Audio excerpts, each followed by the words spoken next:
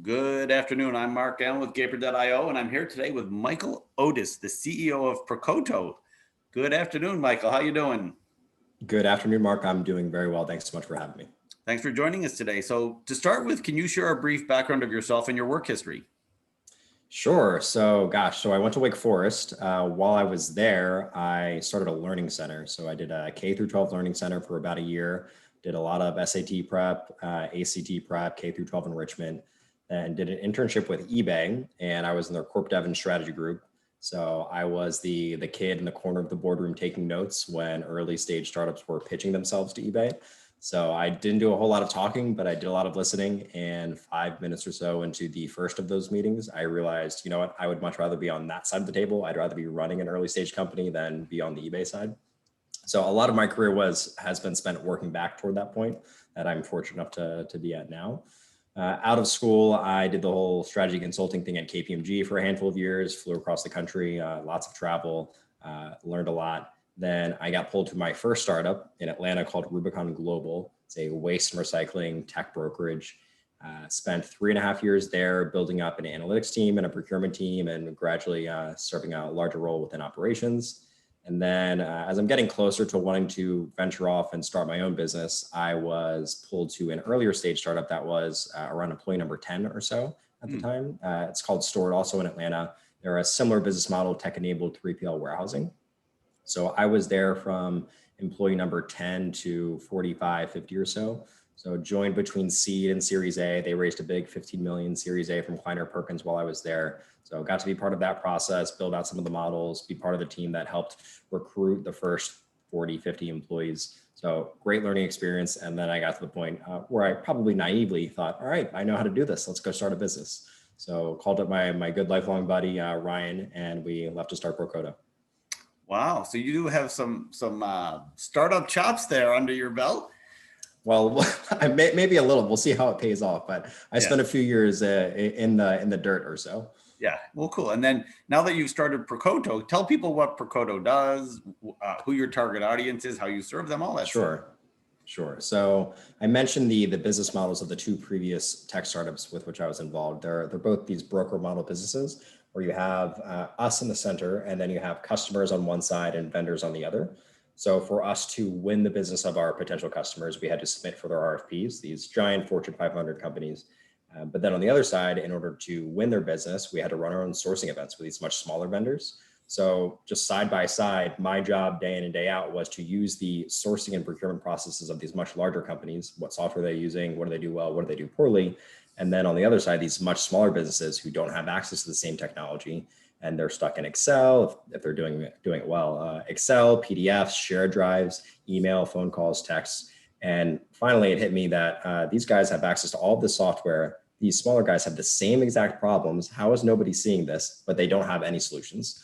So eventually left to start Procoto to make this enterprise level sourcing and procurement technology more affordable and just easier to use for these smaller companies. That's actually a very interesting idea. I've been on different sides of that at different points in my career, and you're right. Excel. So a lot of people think Excel is a system. Right. As a self-professed Excel nerd, I spent a lot of time in VBA in my life. It is not a solution for sourcing and procurement. And I literally started a business to combat a piece of software that I love wholeheartedly, but Excel is not the answer. Yes, you're right. And we won't go into all that. It is a great product. Right. So you started this company, if I remember right, sometime this year. So you had to have started it remotely. Is that true? So we started in 2020. It's been a little over a year now. We did start remotely. I was still in Atlanta and my co-founder Ryan was over in England. So we were separated by several time zones, working very much a staggered schedule. Poor guy was slacking me back at 2 a.m. his time a lot of nights. So yes, we certainly started things remotely, which this was before the pandemic. So we were a little bit ahead of the curve and trying to set up systems and run things remotely and asynchronous communication. And this coming from my previous background of having to drive into an office every day and really scheduling my time around when traffic was at its best and when it was at its worst. So it was a very welcome change of pace to be able to dictate my own schedule and work at whatever hours I thought was most appropriate.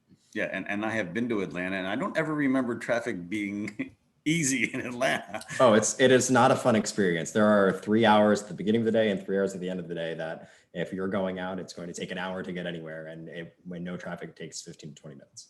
Yes, I do remember that. I remember I would actually take the what's it called? The rapid transit. I forget the name of it. 285 going around the city. Yep. Yeah. Yeah. Interesting. So now you have Procoto and you're 100% remote. And are you and your partner in the same area, or do you still live apart? So if I speak really loudly, I might be able to break through my apartment, my co-founder's apartment doors across the way. So I can see over across them at this point. We're all of a couple hundred feet away from each other. We're in St. Petersburg, Florida, and now we're hiring. So we wrapped up YC 3 months ago or so, and now we are officially hiring. So we're faced with the unique perspective of the two of us have always been physically in an office our entire careers, and now we would be at a competitive disadvantage if we didn't try to hire remotely. So we're speaking with candidates from all over at this point, and it's fantastic from a competitive standpoint because now we can hire the best people no matter where they're located. Oh, cool. And you said you did YC remotely. So what was that like? Because historically that's been a very big people get together and bond and talk over great ideas and pretty long hours too, if I remember right, correct? Yeah. So the long hours unfortunately don't change. I think it's necessary. The long hours don't change. I think the obvious question a lot of people ask is, do you lose out on the personal side? And I'll acknowledge, sure, I'm not sitting next to somebody that I hadn't met before at a talk, and we're not walking over to dinner together and having 3 meals a week together. So they do what they can in terms of encouraging conversations over Zoom and donut chats. So I think that I'll acknowledge that is lost to a certain degree, but the benefits I think far outweigh the slight loss on the social side. So the efficiency with which they can run the program now, because you don't have to go from location to location, or if you're a group partner, you don't have to drive to Mountain View, or if you're an attendee, a participant, you don't have to go to Mountain View for a meeting. You can just hop off one Zoom call and on to the next one. So it's the output, the throughput of guidance and advisory is much more significant. And even if you think just the level and the quality of speakers that YC has been able to recruit in the past, now you just ask somebody to walk into their living room and turn on their Zoom, and now they can speak to a whole batch of Y Combinator founders, as opposed to flying them out to Mountain View, sacrificing a weekend, or whatever the case may have been in the past. Yeah, and actually, I got to believe it from a quality of life standpoint. You don't have to turn your life upside down to depending upon your life situation. It's not a 9-to-5 job, but it's more similar to a 9-to-5 job, right? Right. You don't have to uproot your business wherever it is and move out to Mountain View. Even the interview process, I think before our batch, maybe the one before us, summer of last year, I think before those you were, I don't know if you were expected to interview in person no matter where you were, but I've definitely read stories of founders in the Middle East flying to Mountain View for their final round interview, which maybe is a little bit of an outdated philosophy, and it makes so much more sense to just hop on a Zoom. Even the interview process, I'm sure they interview so much more efficiently than they have in the past. So I think the pros far outweigh the cons in terms of YC moving remotely. Yeah, and an interesting thing you mentioned was that you're going to be remote as part of a competitive advantage to hire the best talent. Is that correct? And that's right, and that was a factor in our moving to St. Petersburg. So I was in Atlanta, my co-founder was in England. We grew up in the Philly area together. And we realized, we're going to run this company remotely. Why don't we choose where we live based on being in a beautiful location, and not necessarily where moving to San Francisco, where we know we can find 15 qualified engineers the day we start looking for candidates, because now it doesn't really matter. Anybody is available no matter where they are. And it's really leveled the playing field and an ability to recruit talent, and that remote is what all candidates are looking for and what most companies are offering at this point. But it's interesting because I know personally someone that works at Google, very near and dear to my heart, and they're trying to get them to go back to the office, as is Facebook. Facebook wants their people to start coming back in, and I got to believe that Apple will too, since they just built that big spaceship down in Cupertino. Right. So I had heard of Apple. I hadn't heard of the other two. So I can confirm, I read an article about Apple pushing toward coming back as well. And sorry to jump the gun, but I think your question was getting to the idea of, will that be a disadvantage for them? Will they see folks leaving? And I don't know, remains to see. Obviously, they carry a much more significant brand weight than Procoto does, at least at this point in time. So we'll see. If I were an engineer at Apple or Facebook, and I had the option to go to Amazon, and I could work from wherever I wanted or travel the country while I'm working, I don't know. It sounds pretty appealing to me.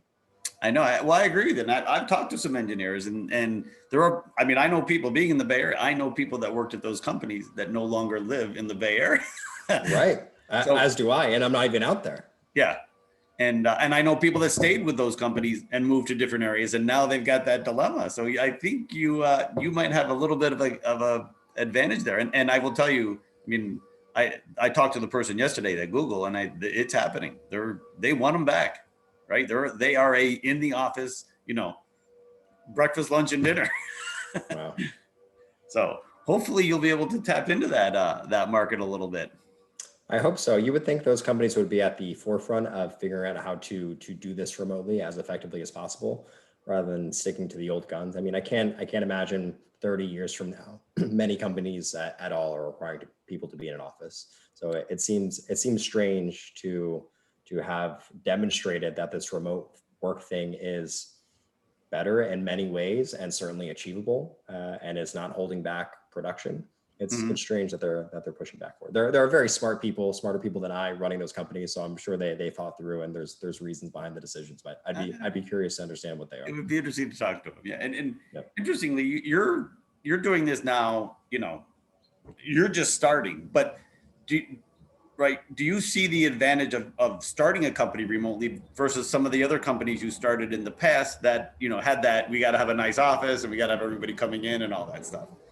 Right. Yeah, I certainly, and it was a silver lining we recognized at the beginning of the pandemic, is that we had not moved into an office space yet, when a lot of companies who were a year, 18 months, 24 months ahead of us had just started a lease on their first office space. They're recruiting people from other cities to move in, and all of a sudden there's no reason to be in the office. You literally can't be in the office for a handful of months last year. So I think we are at a bit of an advantage in that we, from the outset, are building an infrastructure around the idea of being remote. And from the early stages of Procoto last year, I was doing a lot of research on how to build a culture remotely, and how do you get people to actually get some face time? Do we do quarterly travel where we do a team building thing Thursday and Friday, and then hang out in some other city on the weekend? So it's been helpful knowing from the outset that this was going to be how we built the company. Whereas if you're like some of the huge name companies we just discussed, they have built an infrastructure around a certain way to work, and it's I'm sure much more difficult to adapt at this point. Yeah, and it'll be interesting because I think that will also be a competitive advantage if you get engineers or people from the Northeast and you say, hey, we're going to have yearly meetings in January in Florida. I think that would be that's right. That's right. We haven't flown a candidate in yet, but my co-founder and I have debated, hey, maybe as the final round interview, we fly our candidates into St. Petersburg, Florida. We live in a vacation destination. We might as well use that to our advantage. And even if it's not coming here as our headquarters, if it's collectively as a team voting on, hey, let's all go to this city. This won 8 of the 10 votes. Let's all go here for a long weekend to bond and to actually get some face time. That's much more affordable than having to lease office space for the same period of time. But also my co-founder and I are big travelers and want to encourage getting out there and seeing the world and not just being so laser focused on your job. And I think we can promote that type of behavior by doing those types of things. Yeah. And I think there's one last question I'm going to ask you. And I don't know if you've thought about this, but generally when people, there's a difference between remote and distributed. So distributed is you have a group of people in an area that are kind of working on the same thing, but they can still work remote, or they can have an office if they choose to go there. Have you thought of that at all? So it's something that we have discussed. Our thought is, if you have part of a group that is in the same location and has the option to work together, it almost puts the others who are truly remote on a bit of an island. and it creates a challenge. So a lot of us have experienced that in our careers with just sales teams, or sales teams could be, you could have somebody responsible for, so I've been on the East Coast my whole career. So we were in the Southeast, we could have sales folks who are responsible for out West, who doesn't make any sense for them to come into the office in Atlanta, but it always felt like that person was on an island. And I think a somewhat distributed, a hybrid distributed structure where you have, let's say, a handful of our team members are here in St. Petersburg, but others are spread out throughout the US. It's not impossible, but I think it takes more of a concentrated effort to make sure everybody feels level and equal within the organization. So yes, something we've thought about. I think it's just a different animal to try to tackle. Yeah, and it is. It's actually more of the belonging thing. It's more of that culture thing than it is a technical thing for most companies, right? Yeah. Well, Michael, it's been great talking to you today. I wish Procoto all the luck in the world. Sounds like you've figured out a niche that, will really help a lot of these smaller businesses. So good luck and thank you for joining us today. Thank you, Mark. I really enjoyed it. Thank you so much for having me.